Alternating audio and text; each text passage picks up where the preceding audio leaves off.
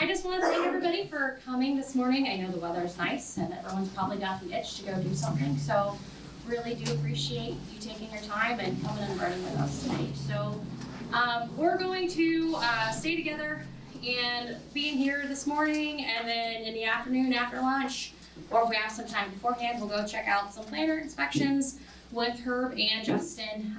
They're back there in the back. If you guys want to wave your hand, that's the Herb and Justin. So two great texts to give you some information about some planter inspections and what to kind of look for and everything. So if you have any questions, please ask while we're going through this stuff. I really like to keep this pretty casual, laid back.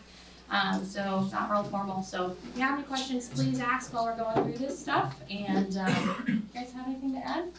No? Okay, with that, we'll go ahead and get started. First thing I want to start with, I guess, is updates to Operations Center.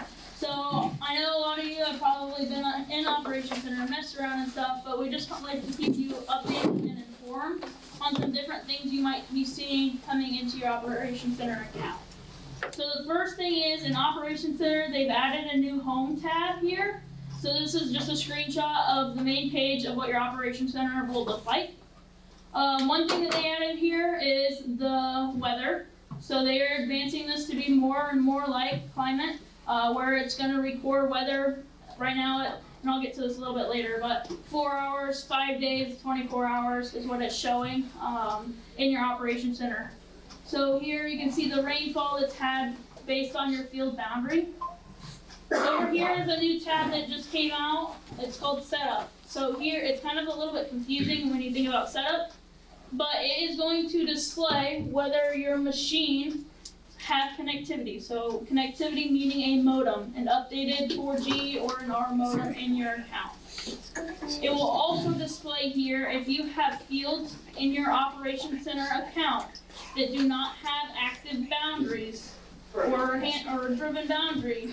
It will display those here just to show you which ones you might want to go back and, to enhance your farming, I guess, and enhance your technology with adding boundaries. So this is really just an overview page of Operations Center that'll give you a brief, I guess, summary of everything. Right there, question. So is there a way to access the rainfall off your phone? So yes, on your phone, if you go into your Op Center mobile, so let me get in there to mine. I can't connect it to the screen. But you go to your map tab.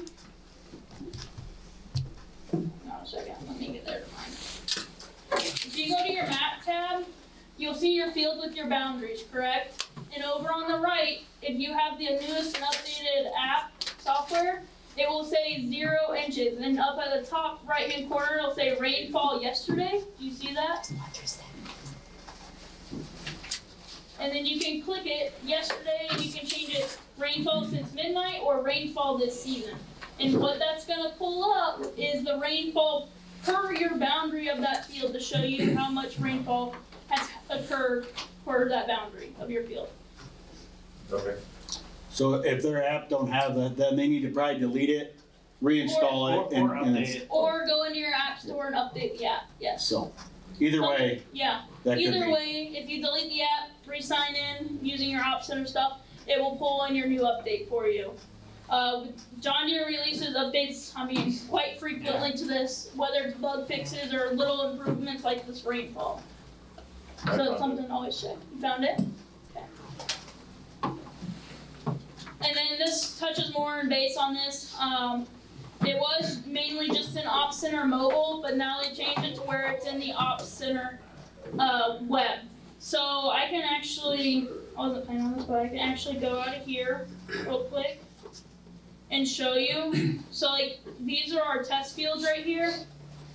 If you were to click on your field in Op Center, right here there's the details and a weather tab, if you can see that. You click there, this will give you a more breakdown of the rainfall for your field. Scroll down and here's where it shows your 4-hour previous rainfall, your 24-hour, and then your 5-day total. And it breaks it down by 5 a.m. to 11 a.m. and so forth per day. So, like like I said, in order to get your season-to-date rainfall, you want to make sure that you have defined boundaries in your op center, because then that is going to be tracked from your field's first seeding date. So if you don't have a first seeding date, the system will automatically default to January 1, meaning like it'll start tracking the rainfall from January 1st in your op center account. The current conditions that it shows: rainfall, wind speed, temperature, humidity, and then for the past rainfall totals, it'll show like we said on the app since midnight and since yesterday. Another update that came into your operations center is called the licenses tool. So in your ops center, underneath the setup tab, you will see a tab called licenses now. This will allow you to go in and see when your subscription-based model displays, receivers, or even planters, or See and Spray machine, when those licenses are expiring. You do not have the option to renew it yourself. It just gives you the option to view when those are expiring. So far, the only thing that is available to be seen in this is G5 displays, whether it's a G5 Plus or just a regular G5, Starfire 7000 or 7500 receivers, the See and Spray licenses, and Exact Shot licenses. Those are the top notch right now for what will be available. Your Gen 4 4640 displays potentially could be coming over into Op Center, same with Starfire 6000 receivers, but at this moment they are still handled in Stellar support. We will still be sending you out. I don't know if some of you, I know some of you have because I texted you, but we have been, if we get a subscription notice for your stuff expiring, we have been sending a text message out through Expert Connect saying, hey, we show that you have this so-and-so display expiring. Please let us know when you want to renew it.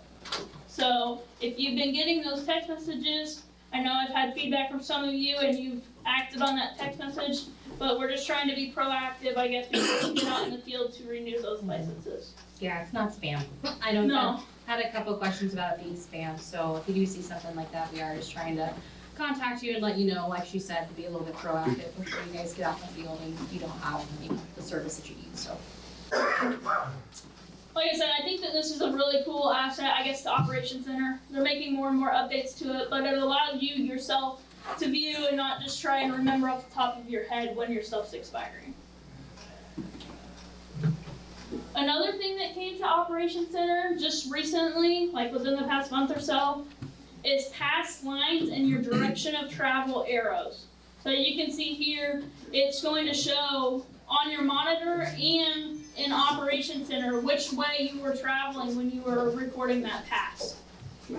So in turn, that allows you to go back, compare which high roads were in each pass, compare the different practices that you created on those certain passes, compare the yield options based on those. It just gives you another option to go back and say if the yield was low in a spot, okay, well what could have possibly happened, which way was I traveling, was it a row unit, and so forth. Another thing that has been expanded on a lot in Operations Center is viewing your previous machine summary information. So where that machine has been, what task it has performed. As you can see, it's kind of might be hard to see, but the lime greenish over here on the far right-hand corner, that's showing where your machine was that has a 4G or an R modem in it, and it will go back. I mean, you can pick which day you want to view, and it'll show you the how much hours it spent working, how many times it was in transport mode, how long it was idling, what it was working, your productivity. So it just is a very big and starting to store more of that machine information in it, so that you can go back and kind of track stuff. So on that, guys, one thing I want to bring up with the tracking, as technicians, we could see that also. So for us to help diagnose sometimes, like, okay, if a customer has a tractor that's idling or something like that for like emissions problems or things like that, we can see that. And also, like the direction one that they were talking about, if different problems are happening with the planter or sprayer or whatever, we could see if the section control is working right with this map as well. So that's part of them options that makes it easier for a technician as well to help see what's happening. Yeah, it kind of brings it full circle. I know a lot of us kind of reach out and talk to you about connectivity and having machines showing an off center and the importance of how having those machines viewable on that are beneficial for you, but also for us. Because like Justin said, if there is an instance where you're out in the field and you're having some issues, if that machine is connected to off center, we can see what it's doing. We can get alerts letting us know that you have, a transmission fault or certain codes coming through. So that way we can be a little bit more proactive with our service and make sure that keep you from having that downtime. So that connectivity is very important, not just for you. It helps kind of full circle with everything. So always kind of keep that in mind. Cause like there, we can also see the codes that are coming up on the machine.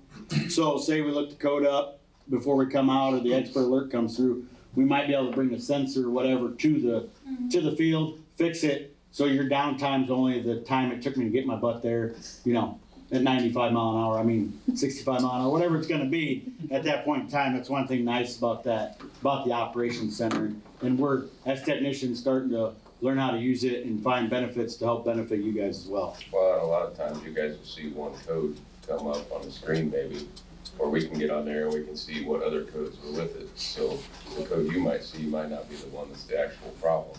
But we're able to sit through and see how many times each code's come up on how many day period, and then we can really figure it out better that way. Now you can put this on the iPad and everything, so if you got an iPad connectivity, because I know I'm getting old, so the problem is I can't see it as well on the phone. So the iPad you could take with you and check. This is all capable stuff that you can take with you wherever you go. Yep. So with that, like you said, you can download the same app that you have on your cell phone. Now, mind you, the cell phone and the iPad versus the online web, the mobile stuff is limited as to some stuff that you can do on it versus the web-based. There's more and more stuff that they're enhancing and working towards, better technology to where you can do stuff from your phone and send it directly to your machine. But as of right now, you try to keep in mind some things still have to be done on the web version only. And one thing, guys, where this is modern, like you can make, not saying like an old 4020, I can pretty much tell you where that 4020 is, because I can put a modem on it. Not that it's going to give me codes, but you could keep a monitor on it, or different things like that. You could figure out where it is per the location with the modem and through Operations Center and everything like that. So it can go all the way back to the beginning, all the way up to what we have now. Correct. Yeah, it's like he's touching on these modems. You can put them in semis, pickup trucks, gators. The possibilities are endless. You want to keep track of whatever you want to keep track of. And all your data, like say a sprayer from anything that's got like a 2630 in it on up to the new Gen 5s or tractors from, it don't matter if it's a red one, as long as the data can be transferred through the modem, or different color tractors that we're using 2630, some of that stuff can be transferred. I know there's limitations on some of the equipment we can do, but like Deere stuff, it don't matter how old the tractor is. You can run a modem in it as long as you got power ground and hook a service advisor port up to it, you can run a modem in it. So where I plug in to test the tractor out, we can put a modem in there, and all this data that you had coming through your 4640 or 2630 can be sent right straight to the Operations Center. So where I see some benefits in it from guys and different things is they could send it right to their seed guy, because he wants a map at the end of the year, and guys were using the sticks. Well, now, as soon as you leave the field, your seed man has it or your fertilizer company has it, if you want them to have access to it. So say you're, dealing with, I'm just going to use Keystone or somebody like that. They see you've left that field. Now they know that you were going to spread it. They can just start dispatching their guy. Say he's 5 miles up the road from that field. He can spread that one this afternoon and be done with it. So then you can start your tillage or whatever you wanted to do with it. So same way with planting or spraying. Correct. So another thing to tie into those modems is Work Planner. I just kind of want to get a rough guess. How many of you have used Work Planner? The only other option is a setup file. So most people use a setup file, I'm guessing? Or not? No, most people peck.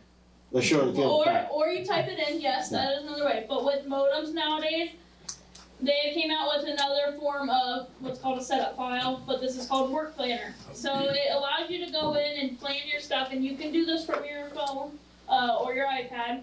And it allows you to go in, select your field, select the different seed or crop that you're going to plant.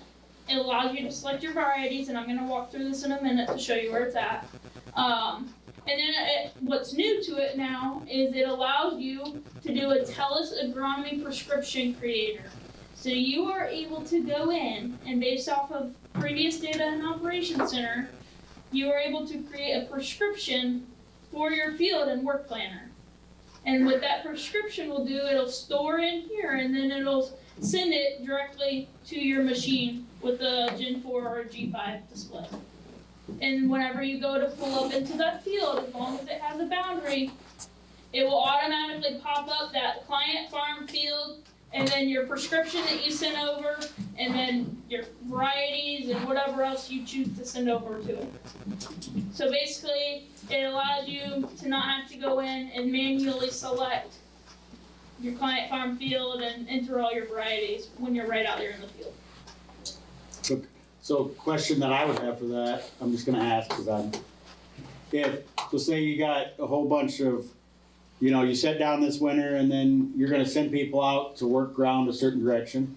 That can all be done here, right? Yep. So then they can get the degree angle they want and set up, right? So if they want you that, can select your, an you can AB select line? your AB line that you Yeah. have previously created. right? You So can, that you can use the boundary and it'll populate all of your AB lines and you. 5 degrees or 10 degrees or whatever degree angle And they once you want. send it to that machine, you can tell Joe Schmo to just, hey, get in that tractor, go to that field, as soon as you pull in the field, it pops up. Yeah, that's the best part. And it's a no-brain system. As soon as it's in that display, you're going. It takes the guesswork out of it because, like Matt said, as soon as that tractor with that modem pulls into that boundary that's recognized on that display, that work plan pops up on the screen. All I have to do is hit select and it brings it up. They don't have to put any information in. Did you have a question, Tim? Yes, so if you wanna set a 5-6 degree angle off your AB line, does that have to be done for each field? So what basically this work plan will send over is any guidance lines, and you can pick and choose which guidance lines you want to send over for that field in here, but you're sending over whatever guidance lines are in your operations center. So I guess if you want a different guidance line that's not in your operations center, you will probably still have to set your AB line out in that field. Or you could make it in off center. Or yeah, So if you wanna make a tillage line, you have to make an off center prior. Correct. Put it in. You can manually add AB lines on a computer. I mean, Yeah, that way, I mean, that That's you could okay. run into it not being as accurate, but I mean. No, I'm saying you go on the computer. and do it. Right. Yes. Yeah. Now they're doing it in the tractor, and we end up with so many lines. Yes. Right. And that's the thing too, once you have a lot of their stuff cleaned up in off center, I would suggest having your set plan and everything you want for boundaries done there. You can go and clean those displays off. So like you said, you have so many lines, right? You can clean all that stuff off. Even if they've got a couple of fields that have been like typed in wrong and they've got an uppercase letter instead of lowercase letter, then it creates another field in off center because it doesn't know where it needs to go. You can clean all that data off of your displays and then resend these work planners, and then, everyone has got the same information going forward. There's no more hiccups on, kind of what people are typing in or creating so many guidance lines and things like that, so. if you want me to walk you through, do you know how to create, I guess, a guidance line on Op Center? Or do you want me to show you real quick? Okay, so. No, that's not my department, so. Well, here, so you'll go to the setup tab, and then you'll go to the land tab. You'll pick your field that you want to go to. So I'm just gonna use our field out here. You'll click on the guidance, or you don't really have to. You can just click on add over here on the far right hand corner. I can add a field, I don't wanna do that. I can add a flag in a field if I know exactly where it's at, don't wanna do that. I'm gonna go down, I'm gonna add a track. This allows you to add a straight track or a circle track. Obviously, most people will just do a straight track. what field is it gonna be associated with? So if you have your field over there selected on the left, like if you went to that field, it'll automatically populate. If not, you can have a drop down and select which field you wanna do it to.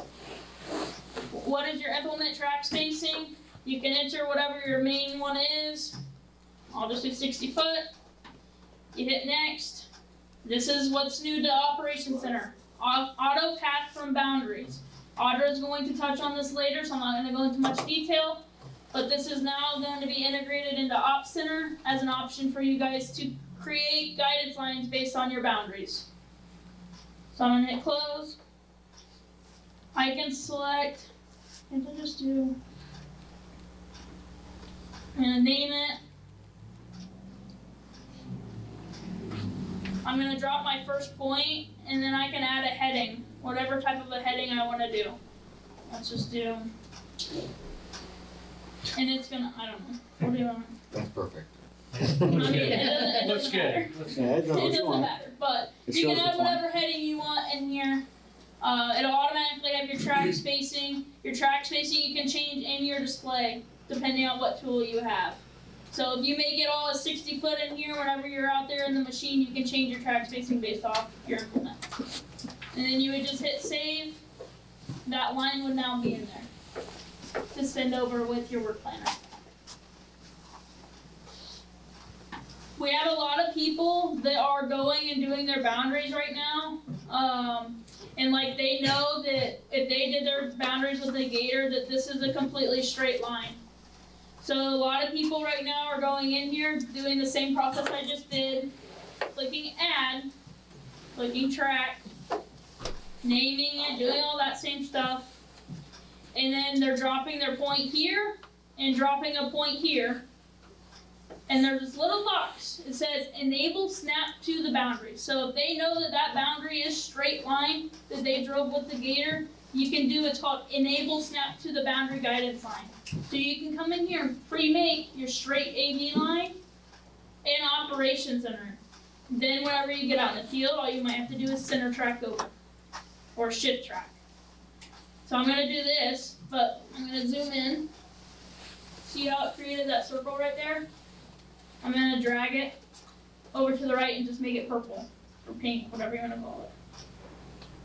Make that one purple or pink. You just name it so you know what way it is. And then you'll hit save. So it's saved in your Operations Center and you'll just have to send it over to your display. But with going back to Work Planner, so you created your guidance lines, you have them all in there. I'm gonna go to Plan, go to Work Planner.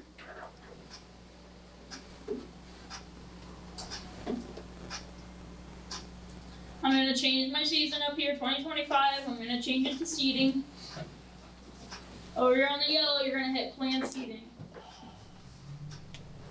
You're gonna select your field that you want, or you can select multiple fields at a time. I suggest if you're gonna make work planners, you do your soybean, select all your soybean fields, and then go back and create one with all your corn fields. That way, because this next step right here, I'm gonna hit my field, hit next. Up here at the top, it says select a crop. So you wanna make sure that you create your soybean ones, and then go back and create your soybean, or your corn ones. I'm gonna push corn. Variety, if you have your varieties already in here, like I said, you can select it. I'm just gonna pick one. And then, now going back, you can enter your rate. And then here's this they kind of hid it on us. I'll zoom in a little bit. See that little RX button? They hid that. That's the Tell Us Agronomy. So if you click on that, it's gonna open this up. Assuming you don't have any prescriptions, down here on the bottom left, you're gonna hit create. This will in turn open up the Tell Us Agronomy prescription creator. Once it loads.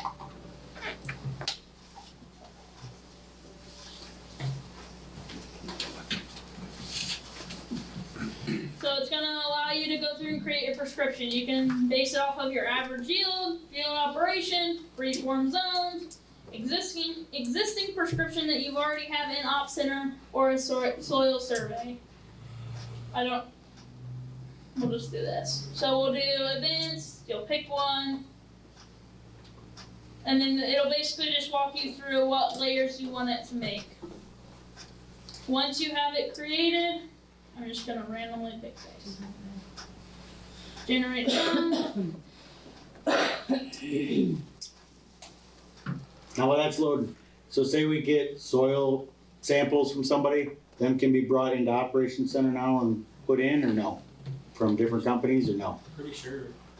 I think as long as they're a shape file, Shape they have file. to be a certain type of file to be brought in. So it would create different zones. You know, you can change your number of zones here from 5 to 3 to whatever. How many acres? Select the different rate that you want in each of those colored zones. Now, do you have to have a variety in to do that? No, you do not have to send your, so you can create a work plan with just your fields and your boundaries and your guidance lines, Mhm. and you can go in and manually enter your varieties. Okay, so you can have a prescription made but not have a variety until you pull in, because what you have in your planner, you might have half the field or something, you know. Correct. Yeah, yeah. Okay. You can still go in and add the variety Okay. into the display when you're in the field. So it won't throw everything off if you change the variety once the prescription's made. Correct. Okay. I'll hit save. Because this is just going to control your population. Yeah. Okay. Okay, so now it's gonna show our prescription. It'll have your prescription here, different rates. You should have mixed up. Well, sorry, I could have, I guess, but. Here's gonna show your product and tank mixes. So you can enter this, you do not have to enter it. I'm gonna leave it blank. Here's where your guidance lines come into play. So I'm gonna hit this to see all of them. Once you leave the auto pad. Yeah.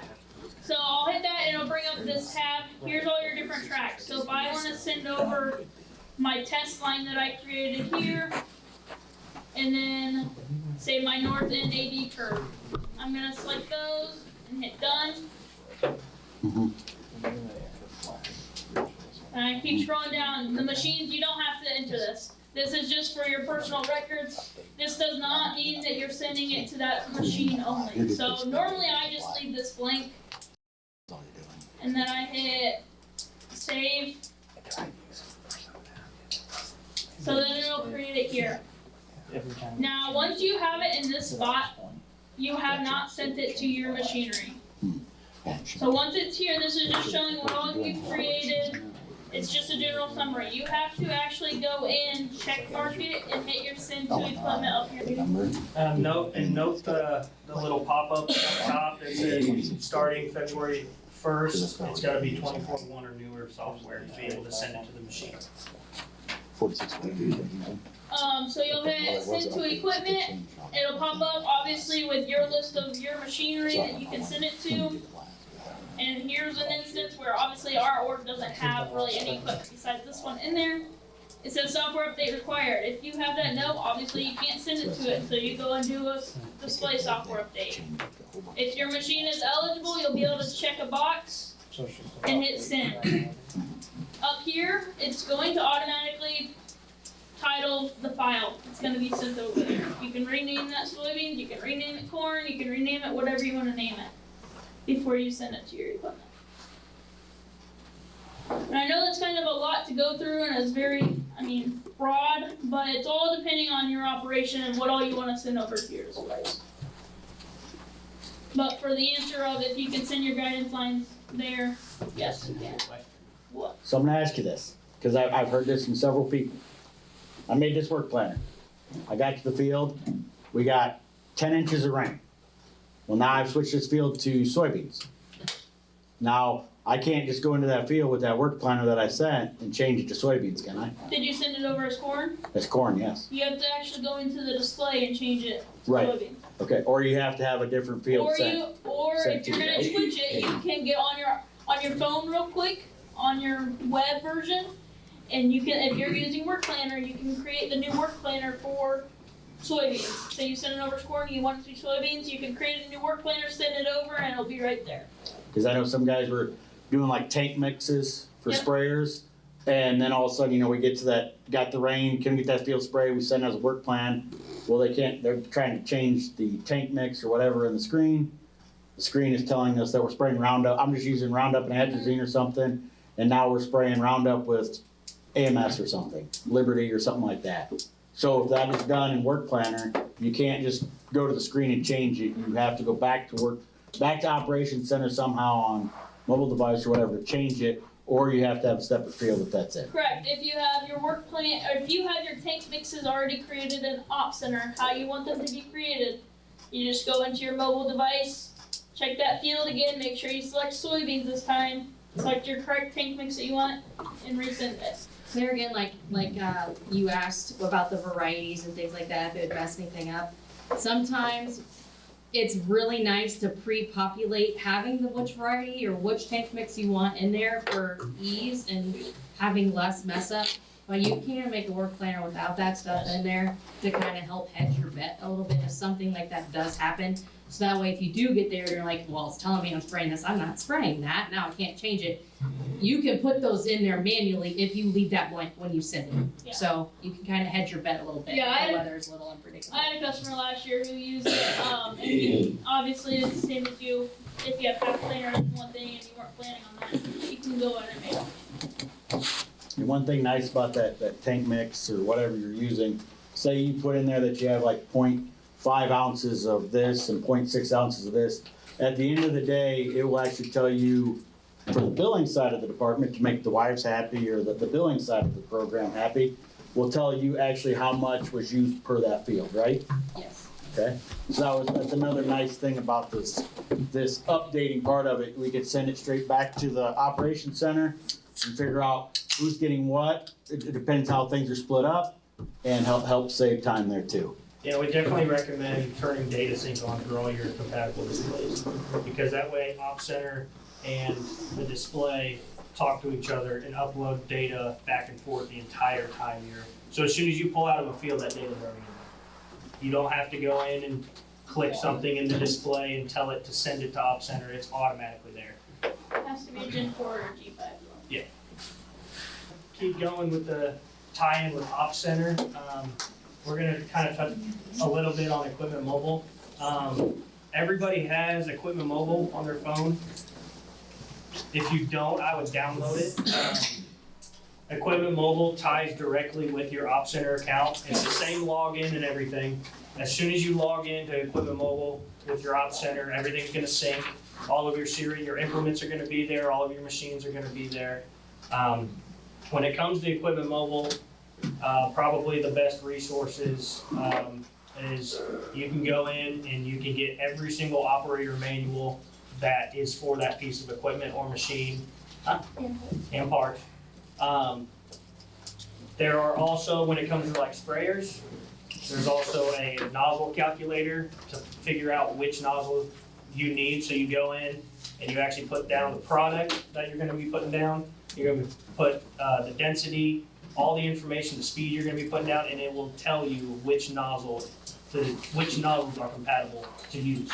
Saves time trying to figure out which nozzles you have to use. It tells you right away what you need.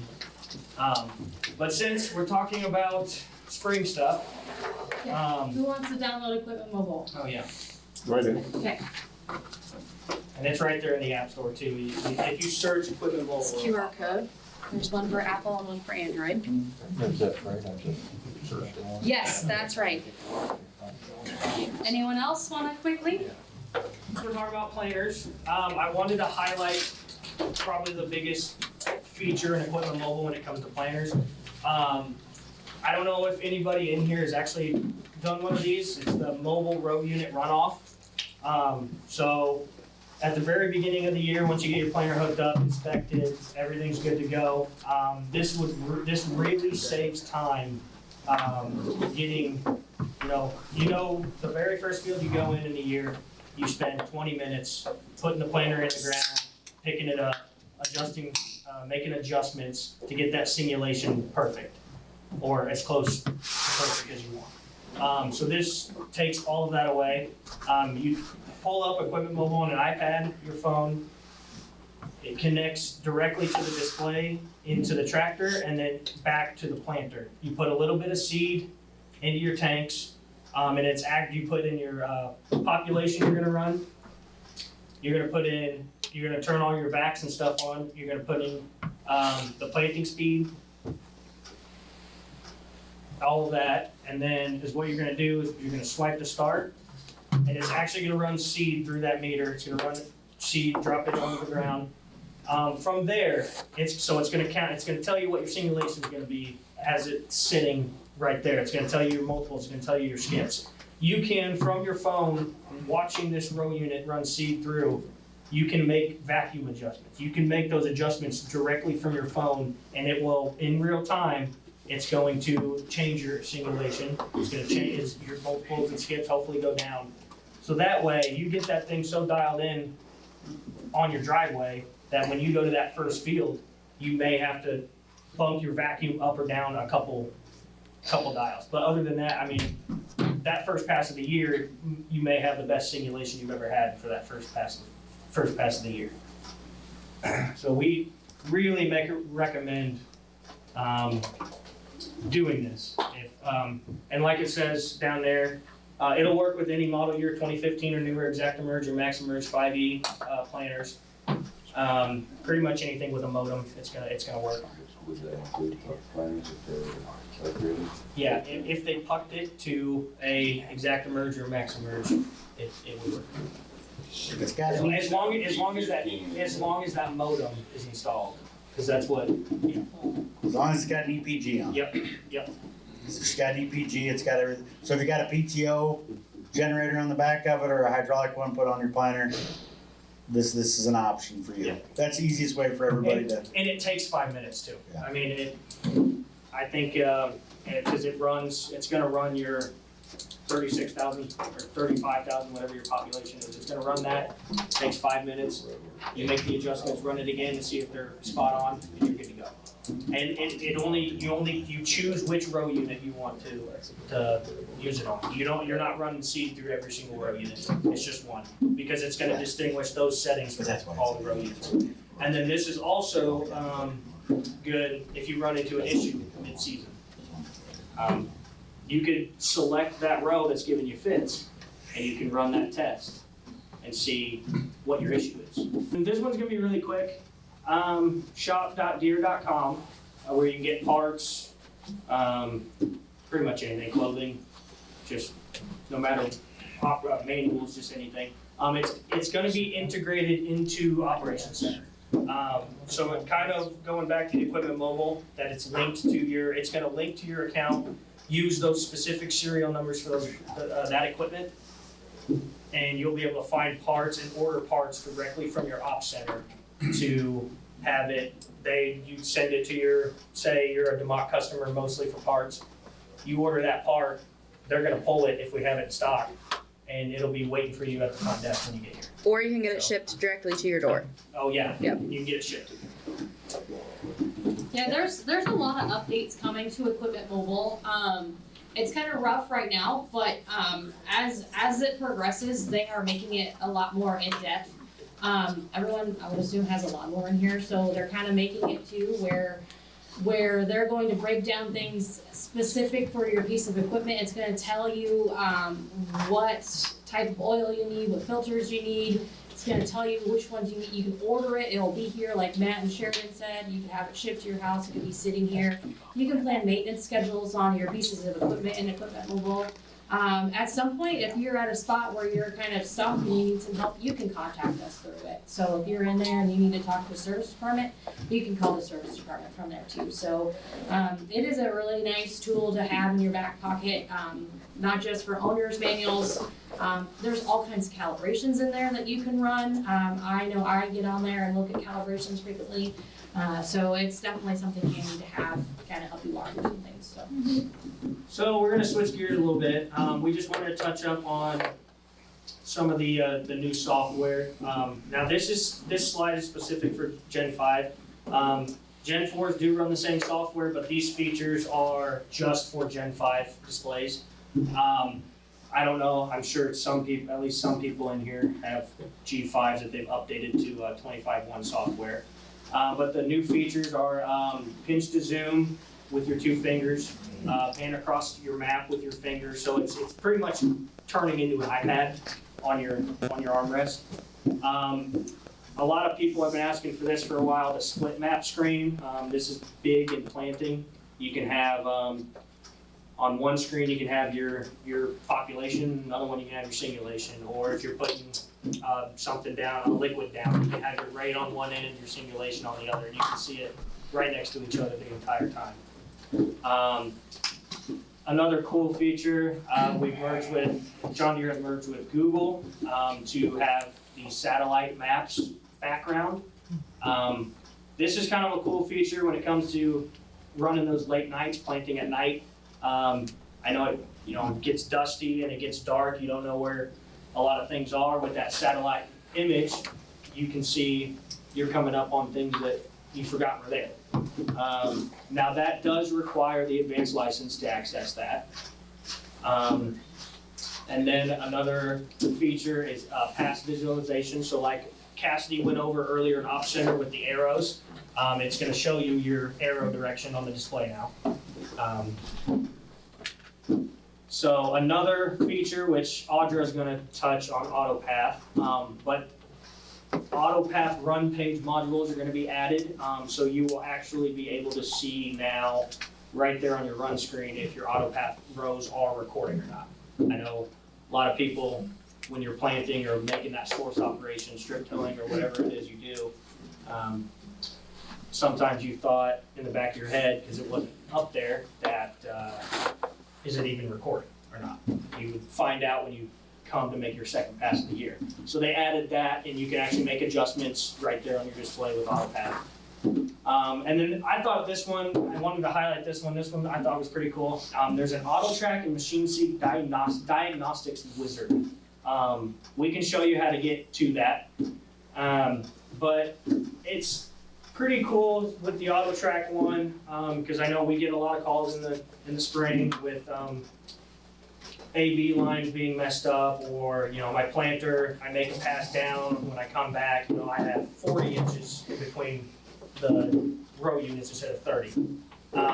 It walks you through, it gives you options of what your problem is, and it will give you a detailed fix. What do you need to look at? What's this set at? What's this set at? Kind of saving you guys time on calling us and us fiddling around, finding your machine on the map and RDA in and figure out what you're looking at. This is kind of a cool feature. And then also for MachineSync, it's gonna send logs to the diagnostic center. And if you're having MachineSync issues, you can do the same thing. You can tell the display what I'm having issues with what's not right, and it's gonna tell you what to look at. And then probably the best thing, because I know Deere has been pretty famous in the past for throwing out software updates in the middle of May. This year they're starting a interval process for the display updates. So we're going to get one in February, one in August. Right before harvest, right before planting. Now, of course, if bugs are in the system, they'll send another one to fix bugs, but there's going to be no more of this, you're running strong, and then, hey, like, hey, we need to update your display. In the middle of May, you're trying to beat a storm. You don't have time to sit there for 40 minutes and let your display update. And then this will be after the update in the fall for Gen 4 monitors. This will be the last update. So they're getting away from the Gen 4s. They're not going to support the software anymore. It's going to go strictly the software to Gen 5. And I think that's just because the Gen 5 monitor is going to be around for a long time. They are going to just keep adding software to the Gen 5s. I know you've heard that before, but I think this time it's correct. Maybe. From Has what to be I something. understand too, like with the G5s, like Matt said, they have expressed that this is a display of choice.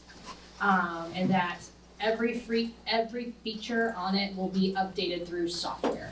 So, when I was in a couple of trainings this winter, they showed just the advancements of what they're going to do to these G5 displays, and it's really neat. They will start trying to changing the feel of how it looks, all through software. So I know you'll love it when we say, well, you gotta get a new display. But the G5 display itself is a really nice display to be able to work with, and be able to use. So there'll be some new features coming back that'll be very unique. So the Gen 4s will continue working? They'll Yes, continue to work, they're just, after this year, they're not gonna push new software. just like 2630s. 2630s you're still able to use, but they haven't had new software for that for a while. Since like, yeah. So, Better off if they don't put any more software to the Gen 4. Yeah, those things are That's pretty, kind They're- of why they're going that way. It's because the processor's so full. yeah, those things are operating pretty slow anyways, so. yeah, the processing speed on a G5 is much higher than a Gen 4, so. So, I don't know if any of you have really heard of Connect Mobile. On your displays, I'm sure you've seen a little toggle that says Connect Mobile. Does anyone run this? Does anyone have an iPad in there that's running off of your Connect Mobile? Yeah. You are? Mhm. Sweet, do you like it? Yeah. Okay. I When didn't it know. works. Huh? When it works. When it works? Okay.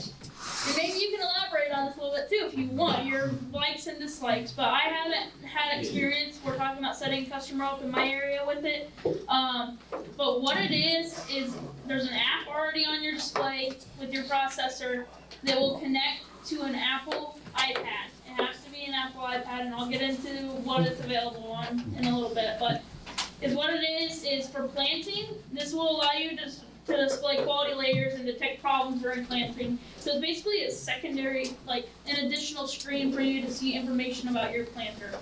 Like for planting, you're able to see your actual population, you're able to see your singulation, you're able to see your ground speed, your applied downforce, your gauge wheel margin.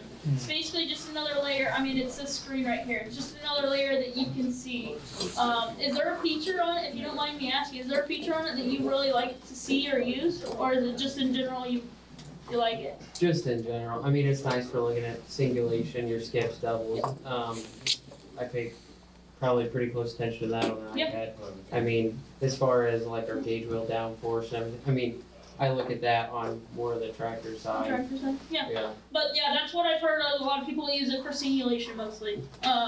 But it's just another way to where you don't have to toggle back and forth on your tractor screen because there's already a bunch of stuff going in on there.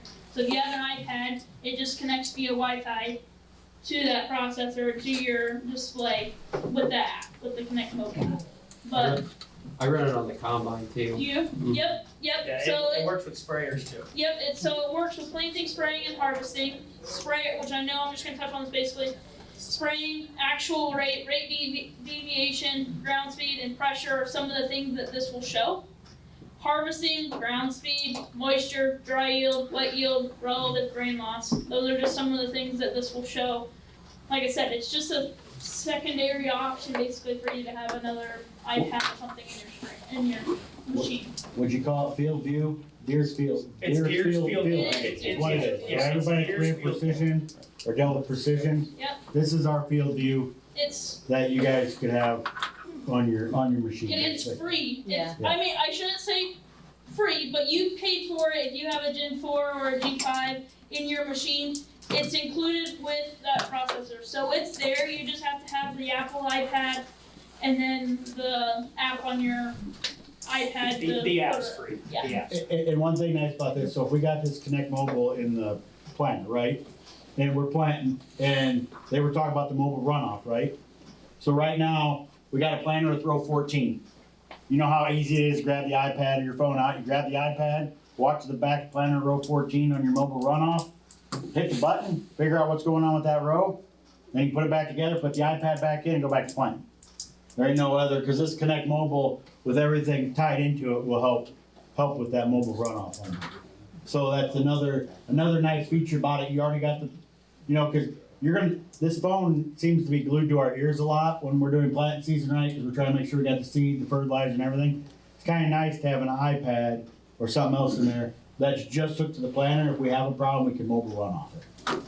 So I got some guys that have done that, that like it, and like I said, it's an option that is out there for you guys to use. Yeah, and I think it's Deere's kind of goal at some point with these Gen 5s to merge Connect Mobile into that. So you would get this information from Connect Mobile directly on your Gen 5 command center. You'll start seeing that more with SeedStar 5 planters. So as you guys start progressing in your planter technology and things like that, you'll see that with SeedStar 5. So going into like, I guess the compatibility of it, it connects with your operations center to your machine as well. It does require an Apple iPad. All iPad Pro models, iPad 4 mini, 5, 6, 7th generation, iPad Air 3rd generations. I mean, it's just the different iPads. So if you have a newer kind of iPad, by all means, download the app, throw it in your machine, connect it to the Wi-Fi. You're good, you're set to go. But that is one thing I'll stress is the Apple iPad. Planters, I guess, factory installed, that should already be on it. Model year 15 and newer planters with exact merge. And then factory installed model year 2017 and newer planters with max and merge by AVE row units. So basically anything from 2015 kind of and 2017 up. You should have it on there at your fingertips to use. Sprayers, model year 2018 newer. Compatible with all R series sprayers, John Deere 30 series sprayers that have a 4640 display. Mind you, this is once again only with the Gen 4 display, not with the 2630 Gen 4 or G5. Harvesting, factory installed on 2016 and 2018 S series combines, and like I said, Gen 4s with MTGs. There's kind of a little bit of a blown up version, I guess, of some things that you can see. So next is going to be auto track turn automation. Just curiosity, have a lot of people use this or set it up? Don't be shy. No? Okay. You tried. You tried. Yeah. Which that's fine. That's great. So they've made a lot of enhancements to this, I will say. And this year is one where they've sent new software updates to it. But this would be where you are able to go into your display, Gen 4 or G5 displays, and go in and set how you would want your tractor to turn. Basically, it allows your tractor to run implement management and automatically control that implement to make your turn. You're able to go in and set your light bulb turn. So how big of a turn do you want it to make? When do you want it to put your planter up and down or your tillage tool up and down to make that turn at the end where you don't have to touch the wheel. Is there anything else? They did with auto track turn automation this year. They came out with in previous years you had to set everything up completely, which kind of takes a little bit of time with the equipment control, up down on the headland, your speed control coming into the headland. Now they made it to where you can, all of that's default off when you get into the field. You can turn just the turns on. So that way you're still controlling your SCVs, you're still controlling your speed, it's just turning for you. That way you're not spending all the time trying to figure out all of that right away. Once you get comfortable with the turning as you're making a pass, then you can start playing with those details one at a time. You're comfortable with the turn. Okay, now let's see if we can get it to, pick up the implement on its own and put it back down on its own perfectly. Once you get that, then you can dial in your speed, mess with your speed, and then from there on, you're not touching anything. There is a guide in the quick links, I'm pretty sure, for this ATTA, but this is very user specific. So like Matt said, you're gonna have to play with it a little bit. You're gonna have to make sure your headlands are in there for you to figure out when you want that planter to come up, when you want it to go back down. Same way with the implement. So you'll just kind of have to play with it for a little bit. It will take some time to kind of adjust the settings to how you want it to be before you're really dialed in. So don't get frustrated. If you guys want to this year, play with ATTA and everything, give us a call. We will gladly come out there and walk you through and set it up, show you how to set it up, and we will get it dialed in because all three of us are kind of obsessed with all this technology. So I would gladly come and sit in the tractor with you and help get it set up and dialed in. And once you set these settings, for a field, some fields, the layout of it might be different. You might have to make adjustments like they're saying. I mean, fields will be different depending on your turn radius and everything else. So also another thing to kind of keep in mind, a lot of this stuff we're talking about is more advanced technology. So to use ATTA, you need to have a Gen 4 or newer display, and you need to have a certain automation package. So you need to be up on that automation 4.0 package. So it's not something that you can do with a 2630. So do keep that in mind, that you need to kind of be prepared for the upfront cost of that to get into that newer technology. You have to have a newer display and a couple other things to make that work for you. And also remember, you have to have accurate boundaries for this to work, and you also have to have that headland management if you want it to work, because it uses those, go back, those yellow dashes, that's your headland. It needs that to distinguish when to slow down, speed up, put the implement in the ground. And you can make those headlands in offset. Yes, yes. Planting and you plant your headlands first, will it go off of that, or you still have to have that headland boundary there? You still have to have the yellow dashed lines, but it's not gonna, yell at you with knowing that your headlands are documented. It's not gonna mess it up. But you do need to have that yellow dash. So it won't, if you plant the ends first, it won't go off of that? It won't go off documentation. Correct, yeah, it's not off the painting. You'll have to physically put the headland width in there. But it's easy to do. You just throw it in there. What's the 4.0 cost? We just looked that up. So that's gonna be $13.50, I think. $13.50 a screen, right? Yes. That's a per year, okay? So there's a couple different activations. So you have a 4640 universal display that can be moved. And that is that $13.50 activation. That is a yearly price, okay? If you have a Gen 4 display that sits on your command center that is not moved, that is a permanent activation. That stays on there, and that is a much higher price. Could not tell you that off the top of my I head. think That it's is- like $3,000. Matt is looking that up right now. So there, 4250. Huh? 4250. thank you, Drew. But then when you get to the Gen 5 stuff, the advanced license for all of this stuff is $750. So And it's it's yearly. Yeah. And there's no more permanent activations when you get to G5s. So some of the pricing on that can get a little goofy and how they stay on there. Yeah. But I just say to your sales consultant or one of us if you are interested. and another thing to keep in mind too, Deere is making it a little bit easier to get into this new tech. We have a G5 Essentials package that's really great for this stuff.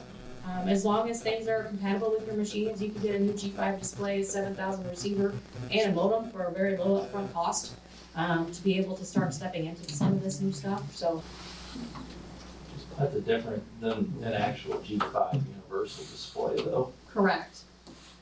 So you do have the option to buy a G5 Plus Universal. It could be, it's gonna have your different activations on it. The Essentials kit, yearly activation, there's no permanent auto track or anything on that. You will have to keep up with your yearly subscriptions on that. We're talking about subscriptions. I do want to say Deere is coming out with, so a lot of you have been talking to us, upgrading to SFRTK and stuff like that. The $1,500 a year, they are making it to where, for a tractor, if you get that G5 advanced license and SFRTK, you can get both of them for like $14.50 a year. So Deere is changing these license subscriptions to where you can get the best of the best for even cheaper than one of them. So look for that to come out in the coming months. We're gonna work with people, but that is coming down the pipeline. They are making it cheaper to be able to use all this tech. To bundle everything. Yeah, to bundle everything up. Well, kind of got on a little tangent about that, but back to the ATTA. I guess some of you might be asking, like, what are the benefits to you or to your operation? The power to focus on a job at hand, so meaning you can focus on your planter out there in the field, watching your planter. Obviously, you still got to be mindful on the turn. If you got a telephone pole or something, you want to be ready to grab that wheel in case something happens randomly or kicks out. You're also able to watch, well, that's what I just said, and make adjustments. You're able to work more diligently and watch for obstacles, so rocks, washouts, holes that are there on your turns. You're able to increase your productivity, so not having to take time, turn around, back up, to be able to make that light bulb turn or set your turn radius however you want it to turn to where it'll get you lined up and drop your planter right where you want it to be. So it just allows you to have a little bit higher productivity. Also, ATTA for tractors incorporates the end of road functionality like speed and implement controls. So meaning, like Matt kind of talked about already, I guess making sure that planter's dropping at the right time. You're slowing down whenever you're reaching that headland in order to pick up that planter and put it down at the same amount of time, in the right time. So there's different settings for this, and like we said, it's all going to depend on you, yourself, and your operation, and how you want to set up your turnings. This slide here is mostly about your turns. You're able to make traditional U-turns, a figure eight, or you're able to work through possible obstacles like waterways, like you're able to walk straight through that.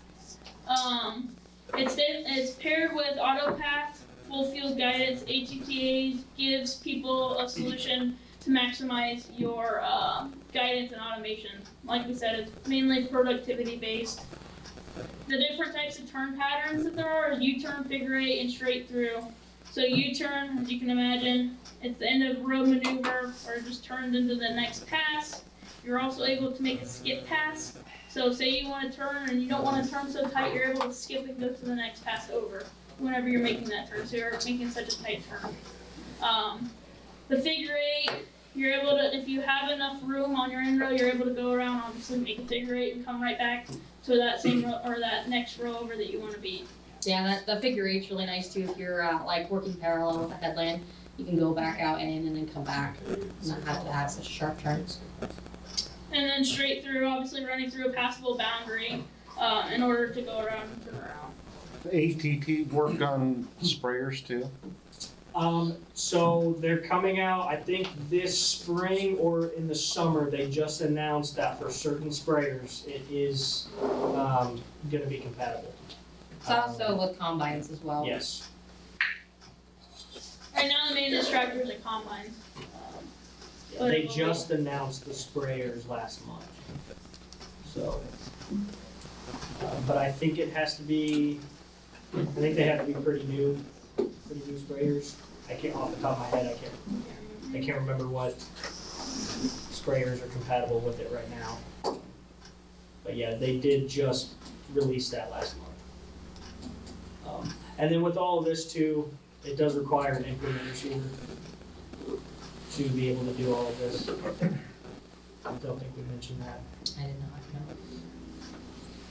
Speaking of implement receivers, so another more in-depth type of guidance type usage is AutoPath. So I don't know how many people in here use AutoPath. It is fairly new. A lot of people have been trying to dial it in for the past year or so. Once it does get squared away, it's a really nice feature. Basically, kind of in a nutshell, you kind of create a source pass that you would create in the beginning with either tillage or planting, and then you'd be able to continue that pass as you maneuver through the field with each cropping season and easily be able to change your implement width and still be on your rows. So it kind of takes out the guess row elimination a little bit. So to get into AutoPath, there's two different types now. So when we first started with AutoPath, it was AutoPath from rows. When we started with that, you have to create a source pass. There I said again with some sort of tillage, which could be strip till. You could have done ammonia if you would like to do that, or planting. So you'd have your source pass there and you would continue that pass and that guidance track throughout your season based on that source pass.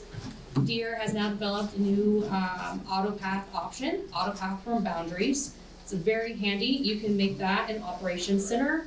I know there's been a few snags with AutoPath from rows because you can't physically see your rows in Op Center.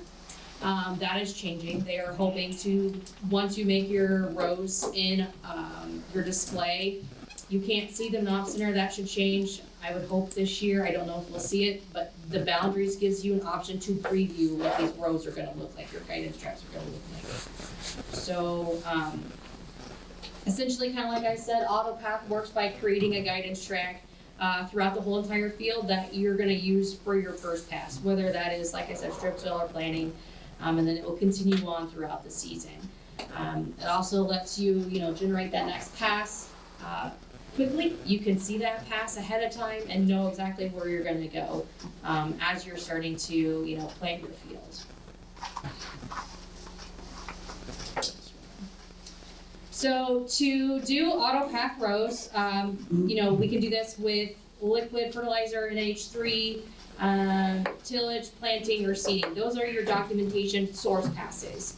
To be able to use these source passes, you have to have a Gen 4 or G5 display, a receiver with SF3 or higher on the planter and on the machine.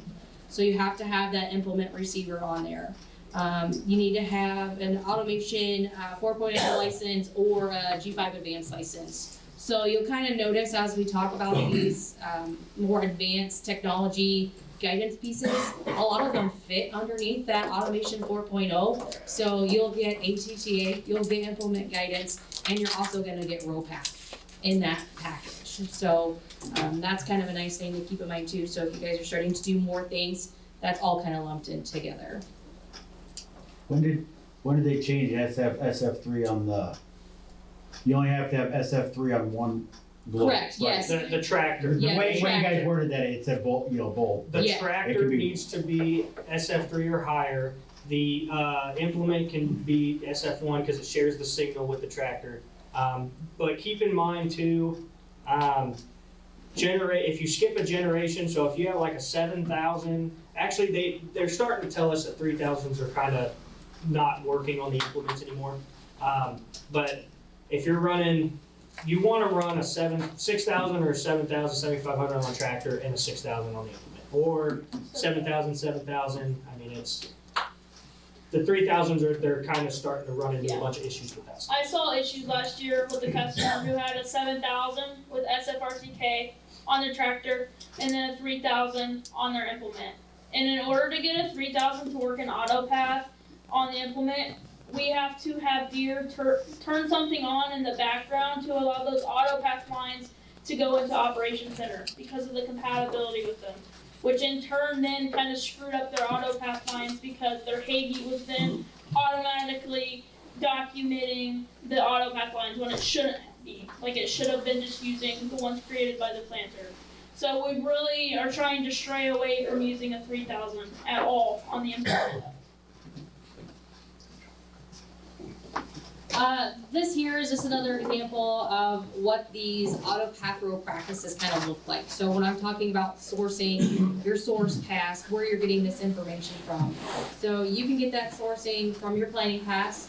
You're putting that seed right down the row. You have that documented. It's going to go to off center. This is where Work Planner comes into play. You'll take that information that went to off center, you'll send that into a Work Planner, and then you'll send that to your sprayer.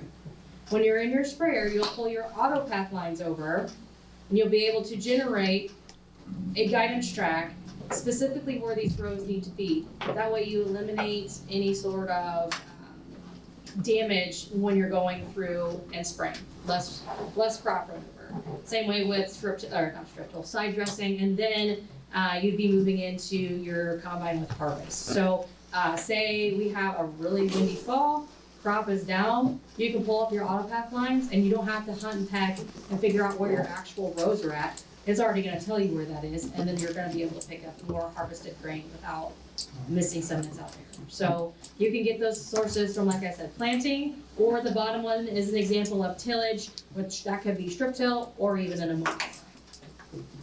So I kind of went over some of the advantages of the AutoPath rows. So you're gonna generate field tracks for each next pass by already going over where you've been. You're eliminating the need for a hunt and peck for your guest rows.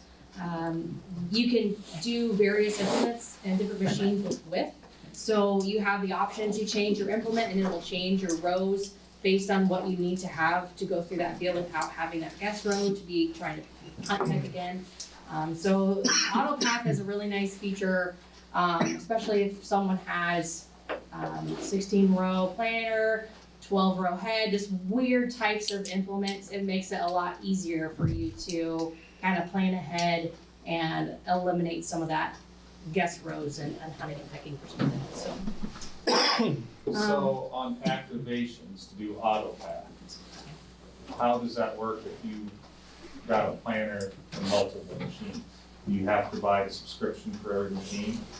Well, that gets a little tricky. If you have a universal display that can be moved between like a tractor to combine, you can put an advanced license on that or a 4.0 license on that and move the display. What if it's a command center? But if it's a command center, you have to unlock it. You have to put automation on everything. But if you're using AutoPath and you're planning, you got a sprayer coming right behind you. You Yes, have to have two subscriptions. correct. Yes. And what is that subscription? That is that 1350 number again. If it's a universal display, if it's not a universal display, it's a permanent unlock where it was that 4250 that Drew said. So you have to kind of plan how you would either move your displays or which ones you would. Another feature that is new that I had touched on is the AutoPath from boundaries. Do you want to turn that up on? So this is new this year. Like I said before, AutoPath can be a little bit tricky in the display, trying to figure out your rows and how you kind of see them. It's in land. So they've made it a little bit easier for you to create these and kind of see them going forward. So like how Cassidy was showing before, how you could create a guidance track, you're gonna go to the same place and hit the add button, and then you're gonna do AutoPath from boundaries. So a thing to keep in mind here, you do wanna have a boundary in there. It could either be driven. I've also done the instance where if you don't necessarily have boundaries, but you have work data. So if you're going through there with a harvest or a sprayer, even your past planting data, you can make it with your past work data. So we'll hit AutoPath, we've got the field shows, and then spacing, 60, that's great, and then we'll hit next. So these are our AutoPath lines. So we know right here, it's aligned to the boundary. You can change headings on here. So if you're doing strip till and you want to do it at an angle, or ammonia, you want to do it at an angle, or if you have a planting, something like that for beans, you can come in here and you can change your heading angle, align it to the boundary, very similar to when you're creating an AV line. So you would create these in here and essentially make it a work planner and then send it to your display. So it kind of gives you a pre-planning aspect to be able to use. It's nice for planting, to have that already out there. You can also be recording your pass when you're out there planting for your source pass that way. So there are several options for you to get started on AutoPath and to start moving through that kind of process and that better guidance for you. Yeah, the white line's the main line and it goes off of, right? Yes, that would be your heading angle. So, any questions on AutoPath or thoughts on it at all? Yeah, Justin. How would I put it on a nitrogen bar or a Kinsey blue planter or a red planter? Is that an option? So you would need the harnessing that connects to the tractor, and you have the mast and then the receiver. The way to do it though, with I know you had talked to me about it, like with a Kinsey, you have to go in and set that implement up in Op Center as a virtual implement, and then you're going to send that implement to the machine, part of your work plan. That's how you can do it with something that's non-Deere. So it can be done. You just have to do that a couple extra steps in Op Center, set up that implement profile through Op Center and send it to the machine. So the mast and the harness, how much does that run? Oh, that's gonna vary. Depending on your I head. just did it for somebody. Because I know the mast is like 700. Okay. the harnesses might differ depending on how the length that you need.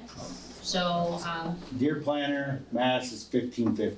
Yeah, I was gonna say it's like 1,500 or something for the It mast. was $15.50 to tie into a John Deere planter. Now to run on a different planter where you have to run the harness the whole length of Yeah, the it's gonna be a lot. planter better tube, harness. you're gonna have two to three in it. Yeah, it's, But if you have a John Deere rate controller on like your nitrogen bar or something like that, you don't have to have all the harnessing, cause you can tie it in by the rate controller. Yeah. So, since we're kind of talking about these implement guidances and the masts and whatnot, the next thing we're gonna kind of go over is AutoTrack implement guidance. So AutoTrack implement guidance is needed for AutoPath and your source rows. So basically what this means is that there is a receiver on your implement that is directing it where to go. So the receiver on the tractor and the receiver on the implement do talk to one another. The machine receiver is sharing signal with that, so it's pulling signal from the higher machine aspect, and then it's keeping it on that guidance line, the implement on that guidance line. Here again, with this, it helps eliminate the need for guest rows. It keeps that implement right on track where it needs to be. It can reduce implement drift and help keep the location accuracy of that implement right where it needs to be. There is options in there for steering optimization, so when you get into your display, you can adjust sensitivity on these things to dial your machine and your implement in even more specific to what you're wanting, especially if you're making any curves or any slopes like that, you can keep it dialed in to where you want it to be. Something to keep in mind if you are using AutoTrack implement guidance with a articulating type tractor, the performance may vary due to the hinge point of that tractor, because that tractor is going to be moving, and then that may shift the implement some because it's moving with that hinge point. So on that tractor. So there again, as you're kind of talking about what needs to be in that system, so you need to have a receiver on the tractor, you have a certain type of display, G5 or a Gen 4 display, definitely 25.1 software. You need to have your integrated auto tracks. As far as the implement goes, they do say a 3000 receiver. If you're going to be doing AutoPath, you need to have something like a 6 or a 7 on there as far as communicating wise. Then you're going to have different masts, which we do have some information on masts for different types of planters. Or you can put this on a Montag strip tiller unit, things like that. So we do have a couple of different masts options depending on what you're going to be putting that receiver on. So. And if you're wanting to do it for this season too, or try it out, we highly recommend, trying, if you have all your borders, trying the AutoPath from boundaries. It'll be, if you've already strip tilled or you're strip tilling right now or whatever, it'll eliminate that money to equip, that machine or that implement with the stuff, to where you only have to have your planter that's equipped with the mast and the receiver. Yeah. This here is just a nice little graph to kind of show the implement error that can happen between active implement guidance versus conventional. As you can kind of see, you have less error with that active implement, trying to keep that on where it needs to be. It's based on percent of inches off of that implement. So obviously you can see that's a little bit higher there with that conventional than what you would have with your implement guidance system. So it is something nice to have, especially if you want your rows to be extremely precise and pristine. It is very well recommended. So, and that's also part of that Automation 4.0 feature as well. On the auto turn, do you have to have an implement receiver Yes. for that anyway? Yep. Okay. Because it needs to know where that implement is. Okay. Alright, we're about done. Yeah. So we just wanted to real quick go over some of the available planter precision upgrade kits that are available out there. We all know planters are a little pricey, so these are just some things that you can add to your planter to make it, newer. And but really the core pucks out there are going from max emerge 5E to exact emerge. You can also go from a older model to a MaxEmerge 5E. Individual row hydraulic downforce. You control the downforce by the row from the display. Exact shot.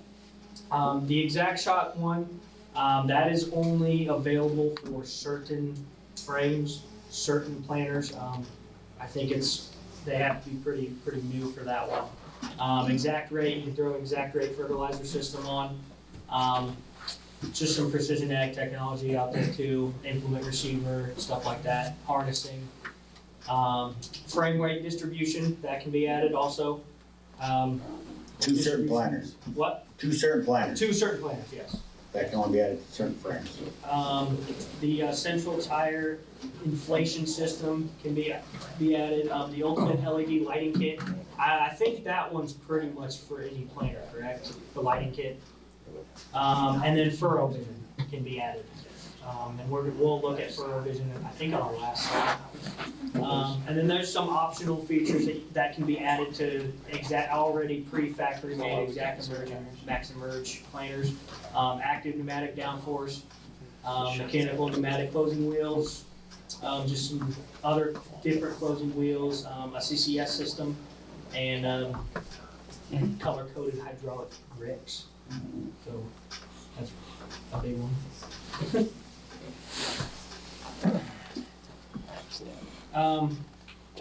I'm sure have you guys probably heard about Exact Shot by now? So Exact Shot, it runs exactly like an exact rate planter, except instead of putting that full stream of liquid down, there's a nozzle body, as you can see, right under the it's like in between the opening discs. It's going to just pulse that seed directly. So we're looking at saving a bunch of money on chemicals, less refill time. I mean, that's really, you can go from dosing to continuous also. You don't have to use the dosing feature. Don't you have to have a membership for that? Isn't it? Like It is $5. If you're doing the dosing, it's $5 an acre for when it's covered, but if you're on continuous, then there's no cost. Yeah. So you, Oh, sorry, go ahead. no, you're good. It's similar to how our See and Spray system and our PGSA or our predictive ground speed system, which is coming to combines. Very similar pricing as how that would work. It is subscription based. You pay for what you use, so you're able to access that technology. Do you know how much the equipment is, roughly? Because I know what the chemical is per acre. No, but I will say if you do talk with your salesman, there is a really handy tool in there where they can take the price of the actual unit versus fertilizer savings, and they can show you kind of a price difference on cost savings versus cost of actual machine. So you put in the acreage you're gonna use it on, the cost of your fertilizer, every piece of information that it needs, and it will tell you if you're saving, and it'll tell you how much money you're saving at the end of the day. And then furrow vision, that's new, it's out there. It's not out there a lot, but it is out there, and I think it's gonna end up getting pretty big. But really what it is where that exact shot nozzle would be, it's a camera, and you can see, it shows you inside the furrow as you're planting. So it shows you your seed dropping into the furrow. They are working on a way, you can't have exact shot and furrow vision at the same time, but they are working on trying to make that happen. I don't know if it'll be able to, just because you have a camera with dust and liquid getting dosed onto the seed. That usually calls for 30 cameras. But I think furrow vision is gonna become very big in certain areas. Yeah, Being able to see the condition of the furrow as the seed goes out. You can see depth. It also helps with trash management. So you can see right into that furrow, see if there is stuff that is accumulating in there. Make your adjustments straight from the cab. So. We have a little bit of 2-minute video to play here. I don't think there's any really volume, it's just music, it's just kind of showing those two together.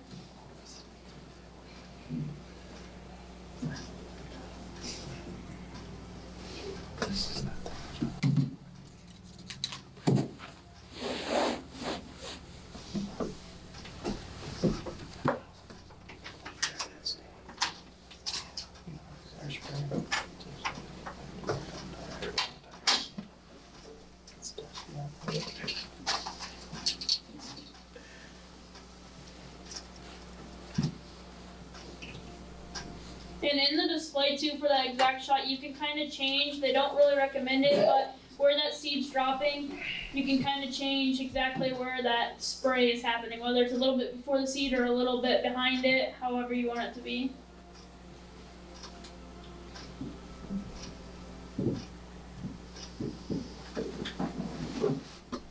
And we ran this planter down in Florida in January, and it works. It is very, very impressive to see. So can you use the exact shot and 2x2? Yes, you have to have the second, Yeah, you have to put a you have to second put the second pump system pump on it. system on it, yeah. That would be added later, because I don't think you can order it with them from the factory. You know, You can, you just gotta have 2 different pumps. Yes. Yeah. okay, with the exact shot, I was thinking of the exact apply, because you couldn't get 2 of those from the factory. Yeah, you had just some have to have separate. 2 different pumps, but it will work. Another thing on that too, though, I know with just straight CAN bus systems, you get 2 of those pumps online on the CAN bus system, and it jams up. It's like 95% full, and so there's some communication issues. So anything newer tractor-wise that has Ethernet bus, this makes more sense because then they're able to communicate over the systems. Because CAN bus is just kind of getting full now with all the technology. Yeah, to be able to run this stuff, you do have to have an Ethernet on the back of your tractor. So there is a puck kit for that where you can install an Ethernet connection at the back of the tractor. $10,000 to $15,000 for that option. Thank you, Justin. Thanks, Justin. Just so you know, I've already had guys ask, I know that question's coming, so.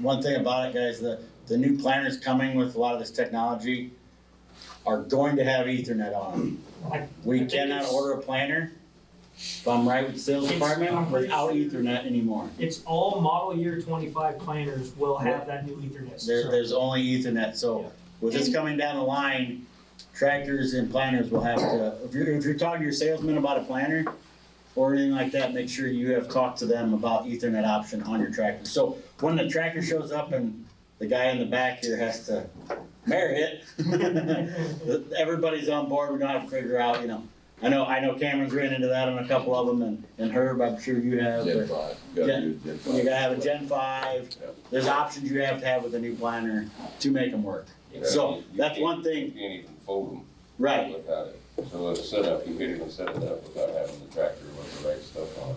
so one thing about it, if you have that option or Gen 5, that's one thing nice about the puck systems they have out. So if we have an older planter and we don't wanna update the tractor or put the Ethernet option on, we can also put this puck system on an older planter to get you some new technology but not have the big upfront cost.